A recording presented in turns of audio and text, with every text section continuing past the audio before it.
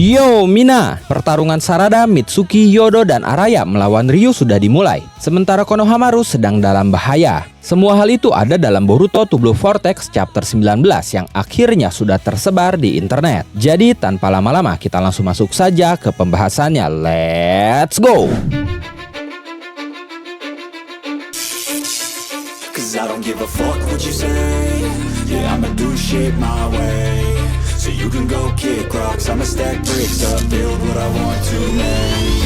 Yo, I got a lot of shit to say, so I'ma do this every day. I'll be writing things until I'm fucking buried in my grave. 6 feet deep under, but my body won't decay.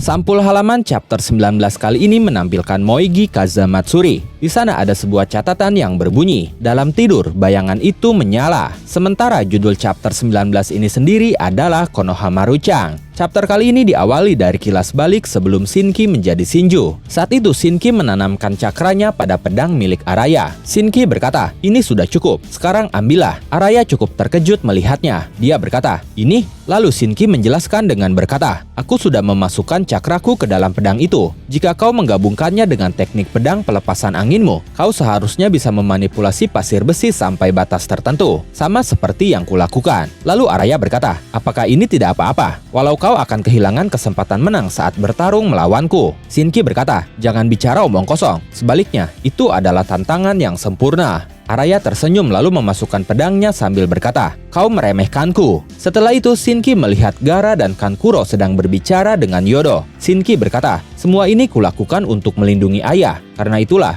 aku ingin memperkuat kekuatan kita meskipun hanya sedikit. Araya berkata, serius, yang selalu keluar dari mulutmu hanyalah ayah. Shinki berkata, tentu saja, apa yang salah dengan hal itu? Araya kembali berkata, setidaknya kau harus memberi perhatian pada Yodo. Lalu Shinki meresponnya dengan berkata, kau tidak jauh berbeda, yang selalu kau lakukan hanyalah membicarakan Yodo. Araya berkata, bukan seperti itu. Kemudian kilas balik pun berakhir dan kembali ke masa kini. Araya menebaskan jutsu bernama Jitetsu Ryufuzin ke arah Mitsuki untuk menghilangkan pasir besi yang menyegel Mitsuki. Melihat itu Sarada berkata, bagus, pasir besi yang mengikat Mitsuki sudah terhempas. Setelah itu Mitsuki bergabung dengan mereka sambil berkata, aku sangat terbantu Araya. Araya berkata, jika kau ingin berterima kasih kepada seseorang, berterima kasihlah kepada Shinki. Lakukan setelah kita menyelamatkannya. Kemudian Araya mengatur strategi. Dia berkata, dua orang dari Konoha, fokuslah menyerang. Aku akan mengurus pasir besinya. Mitsuki dan Sarada berteriak, mengerti. Kemudian Ryu yang ada di hadapan mereka berkata,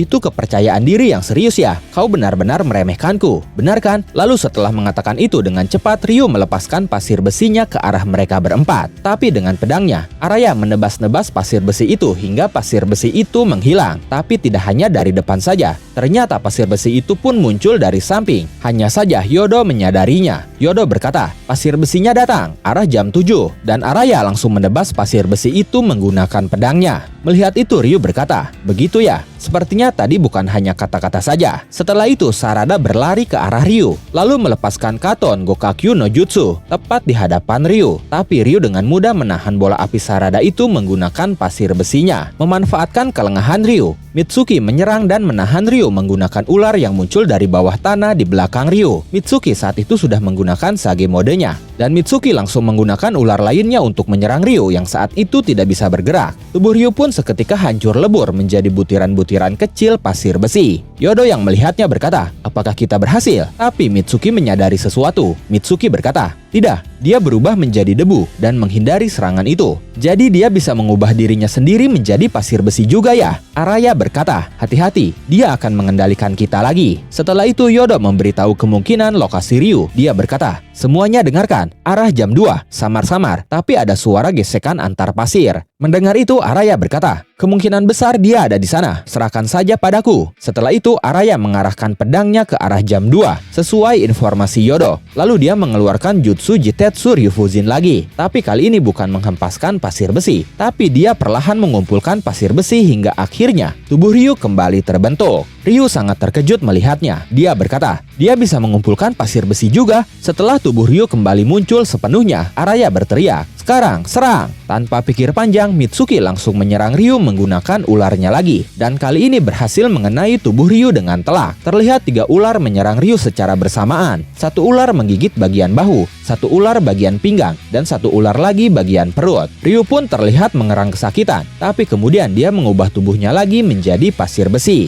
Yodo berkata, apakah kita kali ini berhasil mengalahkannya? Sarada berkata, tidak, serangannya dangkal. Dia hanya berubah menjadi pasir dan bersembunyi lagi. Mitsuki pun terlihat kesal. Dia berkata, sialan. Lalu Araya berkata, kita akan menyudutkannya lagi kemanapun dia kabur. Kemudian Sarada mengaktifkan Sharingannya. Dia berkata, mana mungkin aku membiarkanmu kabur. Lalu Sarada mengaktifkan Chidori dan berlari ke satu arah. Chidori pun dilepaskan dan berhasil mengenai tubuh Ryu. Setelah itu beralih ke Matsuri yang sedang marah besar kepada Konohamaru. Saat itu Matsuri berteriak, aku hanya ingin memanggilmu Konohamaru-chan. Kenapa itu menjadi masalah? Konohamaru berkata, berapa kali aku harus memberitahumu? Aku benci itu tidak nyaman. Kemudian jubah Matsuri yang berubah menjadi batang-batang kayu kini mulai menangkap dan mengurung kepala Konohamaru. Matsuri berkata, wanita sialan itu, aku tidak akan membiarkan pelacur seperti Moegi memanggilmu seperti itu. Itu tidak adil. Kenapa kau berpikir seperti itu? Konohamaru berkata, tidak, aku tidak peduli. Aku benci apa yang aku benci. Aku tidak perlu alasan lain. Matsuri kembali berteriak, itu hanya keegoisanmu. Biarkan aku memanggilmu apa yang aku inginkan. Konohamaru berkata, kau yang egois di sini. Serius, hanya karena sesuatu yang sepele seperti nama. Kenapa kau begitu terpaku pada hal itu? Matsuri berkata, lihatlah siapa yang bicara. Kau tergila-gila dengan hal itu. Kau yang salahkan Sarutobi. Konohamaru saat itu terlihat sudah sangat panik. Sementara itu di tempat lain, Eida masih memantau kondisi di Sunagakure menggunakan Senrigannya. Di dalam dimensinya, Eida menanggapi ucapan Konohamaru dengan berkata, itu mungkin, tapi nama bukanlah masalahnya. Mereka terpaku pada jenis hubungan di mana kedua belah pihak dapat menerima itu. Kau benar-benar tidak mengerti Konohamaru-chan. Setelah itu beralih ke Kashinkoji dan Boruto. Kashinkoji berbicara kepada Eida. Dia berkata, Eida, bagaimana situasinya? Eida menjelaskan situasinya dengan berkata, Konohamaru dalam masalah besar. Dia membuat Matsuri marah. Dia akan dimakan hidup-hidup. Kashinkoji bertanya lagi, bagaimana dengan Sarada dan yang lainnya? Bisakah kita mengalahkan Ryu? Eida berkata, mereka sepertinya mampu bertahan, tapi tidak jelas bagaimana ini akan berakhir. Paling tidak, sulit untuk memberikan bantuan kepada Konohamaru saat ini. Mendengar itu, Boruto terlihat seperti bersiap-siap untuk bergerak. Kashinkoji yang menyadarinya berkata, aku mengerti keinginanmu untuk menyerang, tapi tahan dirimu. Sekarang bukan saatnya. Setelah itu beralih ke markas Shinju. Jura berkata,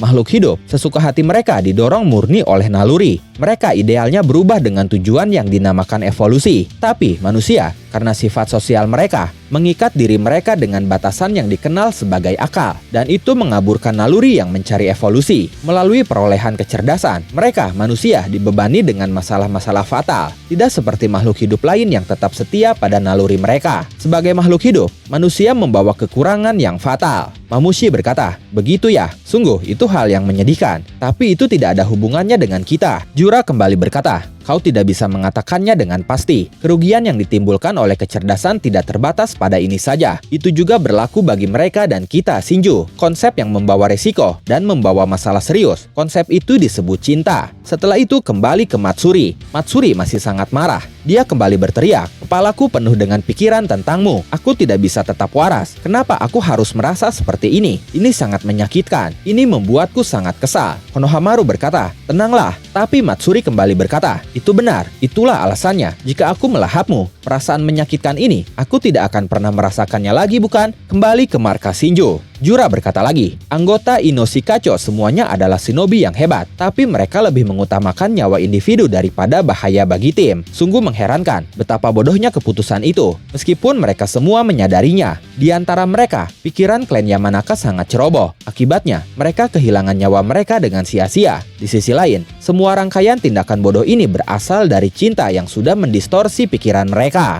Lalu dengan polosnya Hidari berkata, apa itu hal yang disebut cinta? Apakah itu sejenis penyakit? Jura berkata, konsep ini bisa diamati dalam berbagai bentuk kehidupan. Tapi, ini adalah hal yang sulit dipahami, paling tidak bagi makhluk hidup. Tapi fakta bahwa hal itu membawa disfungsi besar tidak bisa diabaikan. Kalian semua seharusnya bisa mendengarnya juga. Naluri kita menyembunyikan alarm konsep berbahaya ini, memahami cinta dan mengatasinya. Setelah itu beralih ke tim Sarada. Yodo berkata, aku mendengarnya. Ada di di atas kita, dia ada di langit. Mendengar itu Araya langsung berkata, persiapkan diri kalian, aku akan membawanya kembali. Setelah itu Araya langsung mengarahkan pedangnya ke langit, dan tidak lama kemudian tubuh Ryu pun mulai kembali terbentuk. Araya berkata, tidak ada gunanya, tidak peduli berapa kali pun kau mencoba bersembunyi. Tapi tidak diduga-duga, Ryu mengeluarkan beberapa sumeaka melalui tubuhnya. Araya terlihat panik. Dia berkata, apa? Sementara Sarada berkata, itu sumeaka. Lalu tanpa pikir panjang, Mitsuki langsung menyerang sumeaka itu menggunakan ular-ularnya. Begitupun dengan Sarada. Dia mengeluarkan apinya menggunakan Hosenka no Jutsu untuk menyerang para sumeaka itu. Tapi para sumeaka itu terus berdatangan. Mitsuki berkata, sial, aku tidak bisa menghabisi mereka. Sarada berkata, jumlah mereka terlalu banyak. Para sumeaka itu pun akhirnya berhasil mendarat di tanah dan mengepung Yodo. Yodo berusaha menyerang para sumeaka itu sambil berkata, sialan. Tapi ada satu sumeaka yang berhasil menggigit bahu Yodo. Araya langsung berteriak memanggil Yodo, lalu menebas sumeaka yang menggigit Yodo. Gigitan sumeaka itu memang terlepas, tapi pedang Araya tidak bisa dicabut dari tubuh sumeaka itu. Araya berkata, aku tidak bisa mencabutnya. Setelah itu Ryu muncul. Dia menarik sumeaka yang sedang ditebas Araya, lalu melemparnya ke arah Sumeato yang ada di bagian dada sumeaka lain. Seketika sumeaka yang dilempar Ryu itu langsung masuk ke dalam Sumeato, membawa pedang Araya bersamanya. Araya berkata, apa? Terbawa dengan seluruh bilah pedangku. Ryu tersenyum sambil berkata, dengan ini selesai sudah. Tidak ada teknik untuk menghalangi pasir besi milikku. Sarada pun terlihat sangat panik. Dia berkata, sialan, ini buruk. Setelah itu beralih ke Konohamaru. Konohamaru terlihat mengerang karena sangat panik. Saat itu dia benar-benar tidak bisa bergerak. Kepala dia sudah ditahan oleh batang-batang pohon milik Matsuri. Dan Matsuri pun sudah siap melahap Konohamaru. Matsuri berkata, sekarang ayo kita menjadi satu Konohamaru-chan. Dan momen itu mengakhiri Boruto to Blue Vortex chapter 19